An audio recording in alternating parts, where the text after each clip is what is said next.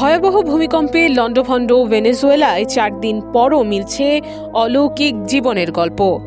ধ্বংসস্তূপের নিচে টানা 4 দিন আটকে থাকার পর এক বাবা ও তার ছেলেকে জীবিত উদ্ধার করেছেন উদ্ধারকর্মীরা।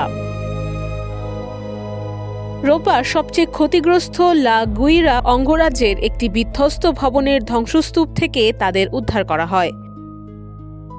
কাপড়ের তৈরি অস্থায়ী স্ট্রেচারে করে যখন দুজনকে অ্যাম্বুলেন্সে নেওয়া হচ্ছিল, তখন চারপাশে জড়ো হওয়া মানুষ হাততালি ও উল্লাসে উদ্ধারকর্মীদের অভিনন্দন জানান।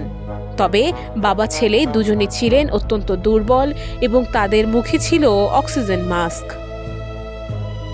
উদ্ধার অভিযানে অংশ নেওয়া ফরাসি ও মার্কিন বিশেষজ্ঞরা জানিয়েছেন, বিশেষ করে সার্চ ক্যামেরা ব্যবহার করে প্রায় 12 ঘন্টার টানা চেষ্টার পর তাদের কাছে পৌঁছানো সম্ভব হয়। উদ্ধারের আগেই ধ্বংসস্তূপের ভেতরে স্যালাইন ও প্রয়োজনীয় চিকিৎসার ব্যবস্থা করা হয়। এর আগের দিন একই উদ্ধারকারী দল ধ্বংসস্তূপ থেকে এক মা ও তার 9 মাস বয়সী শিশুকেও জীবিত উদ্ধার করেছিল। সপ্তাহের শেষ দিনগুলোতে মোট 33 জনকে জীবিত উদ্ধার করা হলেও এখনও হাজার হাজার মানুষ নিখোঁজ রয়েছেন।